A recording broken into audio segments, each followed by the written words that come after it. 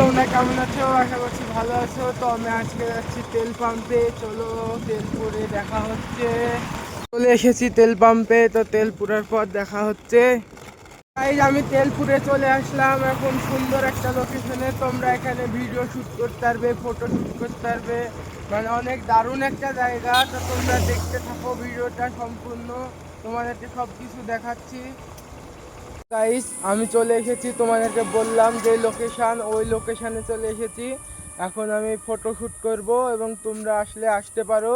তো খুব সুন্দর জায়গা, তোমাদেরকে দেখাচ্ছি।